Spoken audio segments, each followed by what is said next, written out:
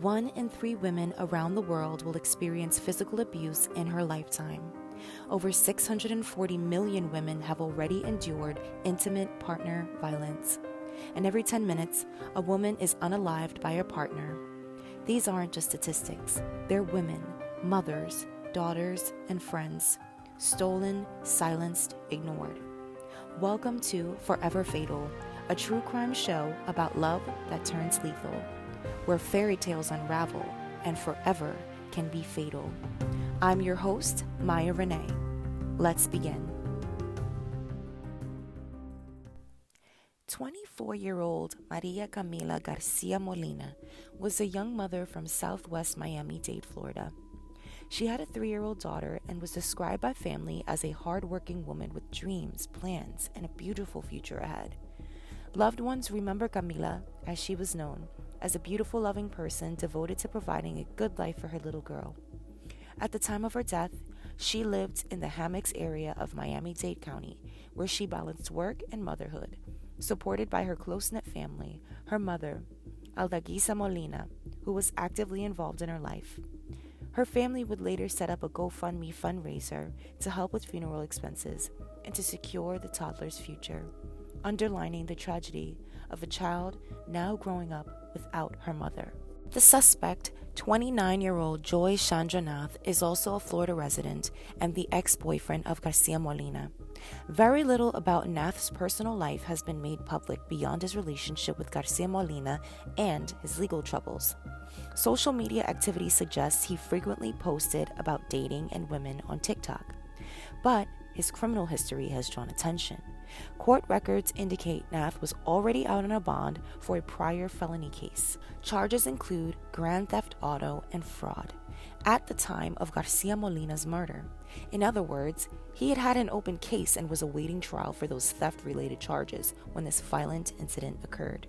This history, combined with later revelations of obsessive behavior, paint a portrait of a suspect with potential red flags even before the deadly crime. Garcia Molina and Nath began dating in mid-2024 and were together for approximately 5 months. Their relationship ended in November of 2024, after which Nath's behavior allegedly became increasingly erratic and threatening. According to court documents and family accounts, Nath developed a pattern of stalking Garcia Molina during and especially after the breakup. Early warning signs emerged soon after the relationship ended. In 2024, November, Nath showed up uninvited at Garcia Molina's workplace with flowers and chocolates, attempting an unwanted reconciliation. During that encounter, he told her, "I left something in your car," after which Camila discovered an Apple AirTag tracking device secretly attached to her vehicle. This incident suggested Nath was monitoring her movements, a classic stalking tactic. Through December 2024 and January 2025, the harassment escalated. Camila and her family reported multiple incidents of Nath lurking around her home. In late January, her relatives spotted Nath hiding behind a neighbor's trash can near her residence. When confronted, he claimed he was planning to give Garcia Molina something, an excuse that did little to mask his true intentions. On another occasion, that same month, Garcia Molina noticed Nath tailing her car as she drove, and he even appeared in the parking lot of a store in which she was visiting, as if orchestrating chance run-ins. These persistent incidents left Camila in fear, as one court filing later revealed. She was afraid that his persistent stalking would escalate into violence. Alarmed by Nath's behavior, Garcia Molina sought legal protection.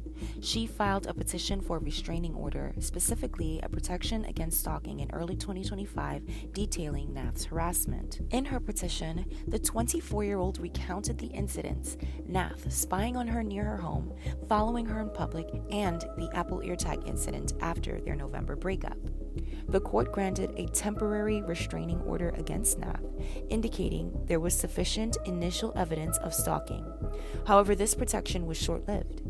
Court records show that the order was dropped in March of 2025 after Garcia Molina did not appear for a scheduled hearing. It's unclear why she missed the hearing. Some speculate fear or a false sense of security might have played a role, as can happen in volatile domestic situations. Without her presence to testify, the restraining order was dismissed, leaving her without legal protections from Nath. Despite the lapsed order, family and friends remained concerned. They knew Nath's obsession and rage hadn't subsided. His stalking behavior reportedly continued into the spring of 2025, even after the restraining order was no longer in effect. This case tragically exemplifies how restraining orders, while important, are not always guaranteed shields, especially if the abuser is determined to violate them. Garcia Molina's situation was perilous. She had alerted authorities and tried to use the legal system, but ultimately, the onus of her day-to-day safety still fell on her and those close to her. In the days and hours before the unaliving, Nath's behavior grew even more confrontational. On Friday, April 25th, 2025, just one day before Camila passed away, Nath allegedly tracked her down to a public place. Garcia Molina was meeting her new boyfriend at a Dolphin Mall that day when Nath suddenly showed up and initiated a confrontation with the boyfriend. It's not clear how Nath learned of their meeting, possibly through social media or continued surveillance, but this brazen appearance sparked a heated altercation between the two men in the mall parking area. Security or police intervention in that incident hadn't been detailed in reports, but it serves as a red flag that Nath was growing increasingly desperate and bold in inserting himself into Garcia Molina's life. The very next morning, Saturday, April 26, 2025, Nath managed to spend time with Camila and her child in what appeared to be a calm setting, perhaps as part of a ploy. That morning, Nath joined her and her 3-year-old daughter for breakfast. According to Nath's later statements, this meetup was consensual and cordial. He claimed everything was all good during that breakfast and that Camila even handed him her purse and phone afterward for unspecified reasons. Investigators and family members are skeptical of this account, suspecting Nath may have taken her phone and purse by force or subterfuge during or after that meal. What is known is that Camila left her home with her daughter around noon that day, presumably after this breakfast encounter, and tragedy struck not long after. Sometime on Saturday afternoon, in the window after 12 p.m. and before 4 p.m., Camila was attacked and unalived. The exact sequence of events remains under investigation, but evidence suggests Nath orchestrated another meeting or ambush. Given the later discovery of her body in her own car, it's likely that Nath either lured Garcia Molina and her daughter into her vehicle or intercepted them while they were out doing routine activities. Phone GPS data would later trace the victim's phone, moving from her residence to Nath's home and then to the vicinity where her body was found. This was a chilling breadcrumb trail indicating Nath had custody of her phone during crucial hours. Family members believe that after the mall incident the day prior, Nath was in a volatile state and determined to confront Camila one final time. On April 26, 2025, the peaceful atmosphere of Camila's residential complex in the hammocks was shattered by a horrifying discovery. Around 4 p.m. that Saturday, a neighbor found Camila's 3-year-old daughter wandering alone in the parking lot, with what looked like dried blood on her face and clothes. The toddler was crying and disoriented. Recognizing the child and sensing something was very wrong, the neighbor immediately brought the girl to her grandmother, Garcia Molina's mother, who lived nearby. The grandmother was alarmed to see blood on her grandchild, and unable to find her daughter, she flagged down a Miami-Dade sheriff deputy who happened to be in the area on patrol. Deputies sprang into action, initiating a search for the child's mother within the complex and surrounding area. They first checked Camila's home, but she wasn't there.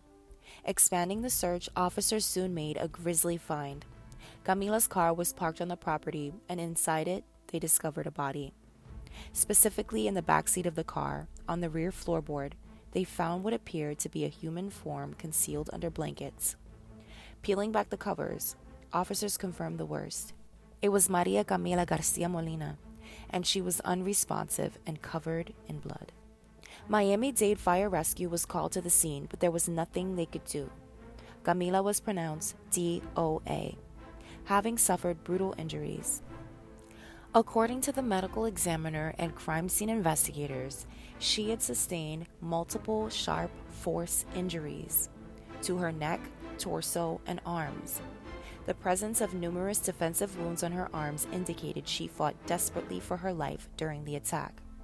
Blood was smeared across the front passenger seat as well, suggesting the violence likely began prior or occurred at least partly in the front of the car before the killer moved her to the back floorboard and attempted to hide the body under the blankets.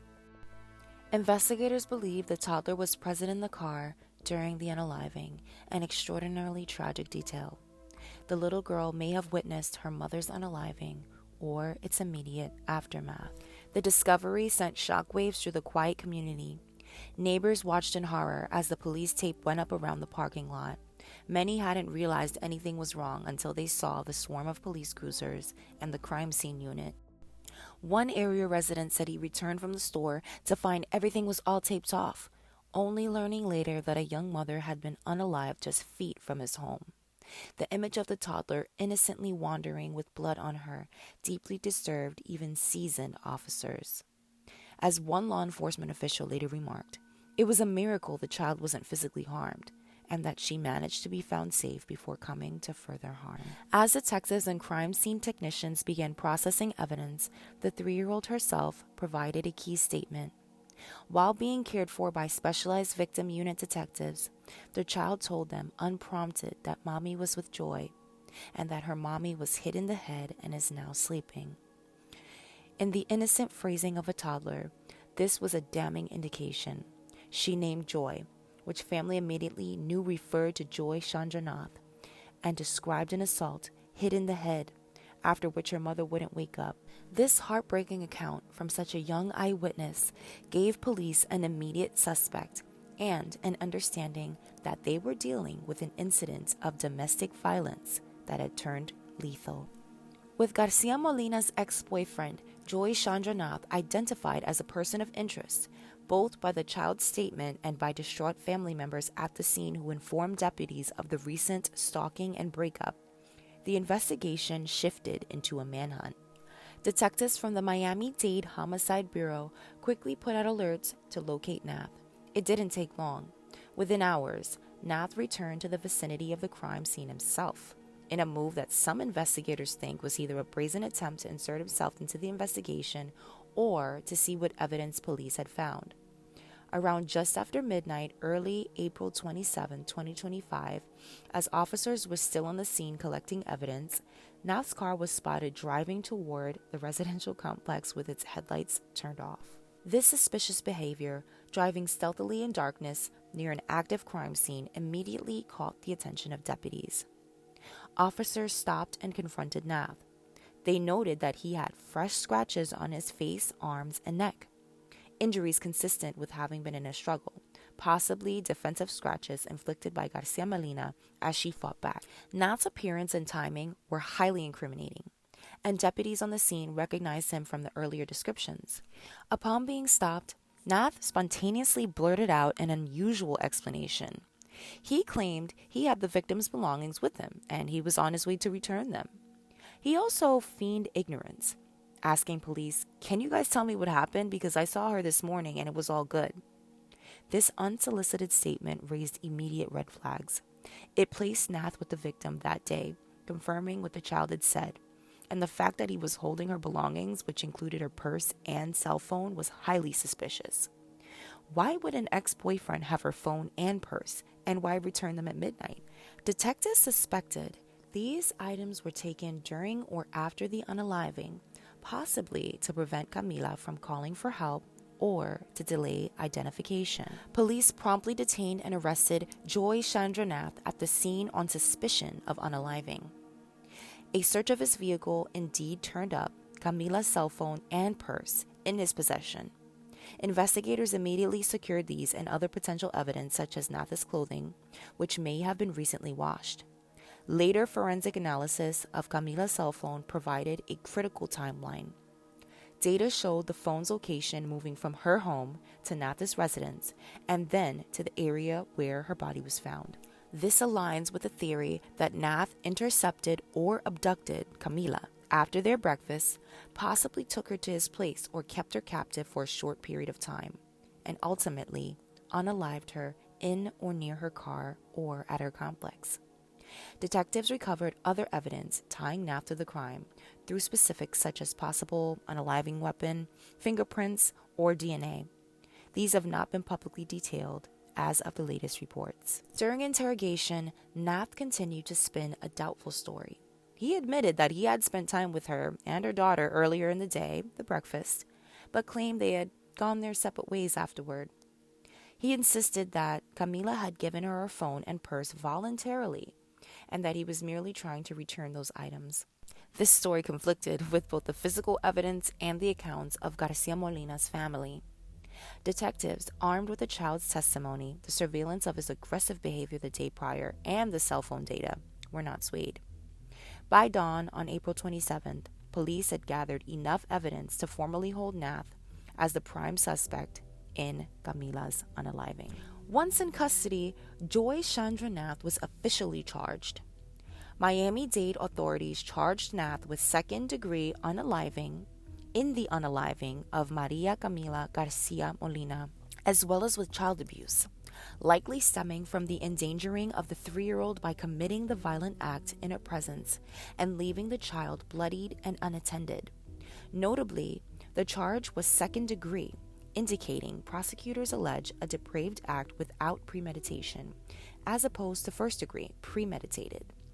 This could evolve if more evidence of planning emerges, but second degree was the immediate charge filed. The child abuse charges underscore the trauma inflicted on the victim's daughter, though thankfully she was not physically harmed. Nath's first court appearance came on Monday, April 28, 2025, just 2 days after the unaliving. He was brought before Miami-Dade Circuit Judge Mindy Glazer for a bond hearing. During this hearing, prosecutors revealed the disturbing details from the arrest report, including the child's eyewitness account and the evidence found in the car. After reviewing the case, Judge Glazer found probable cause to hold Nath on the charge. She ordered that Nath be held without bond on the second-degree count, deeming him a danger to the community and a flight risk. Florida courts often deny bond for serious violent offenses, especially domestic unalivings with strong evidence like this case. On the lesser-related charge of child abuse, the judge set a $5,000 bond, but it was moot since Nath would remain jailed on the unaliving charge regardless. By all accounts, Nath remained jailed at the Turner Guilford Knight Correctional Center in West Miami-Dade following this hearing. Jail records confirmed his status: no bond on the murder and no bond on the child abuse, which he didn't post. In the hearings, it has also surfaced that Nath was still on probation and bond for his previous grand theft case, a factor likely contributing to the judge's decision to deny release. As of the latest updates, Nath had not yet entered a plea in the unaliving case. Public court records did not list a plea or an attorney for him immediately after his arrest. He is expected to face a trial for the charges. If convicted of second degree in Florida, he could face a potential life sentence, up to life in prison, given the severity of the crime and the use of a deadly weapon. The unaliving of Maria Camila Garcia Molina sent shockwaves beyond the immediate community, sparking conversations about domestic violence, stalking, and systemic failings to protect victims. Local and national media extensively covered the case, horrified by the image of a blood-stained toddler wandering alone. The case also fueled discussion about the effectiveness of restraining orders and the warning signs of lethal domestic violence. Domestic violence experts and advocates in South Florida spoke out after the unaliving, noting that Garcia Molina did everything society tells victims to do. She reported the stalking, sought a restraining order, and enlisted family help, yet still fell victim to lethal violence. In the aftermath, Maria Camila Garcia Molina's legacy is one that her family and community hope will spur greater action against domestic abusers. As this case proceeds to trial, it stands as a somber example in the true crime landscape of how obsession, if unchecked, can escalate to a deadly conclusion, and of the innocent lives forever changed in its wake. The public will be watching closely as the justice system addresses the fate of Joy Chandranath, with the hope that a measure of justice for Camila will also serve as a warning that stalking and domestic violence must never be downplayed or ignored.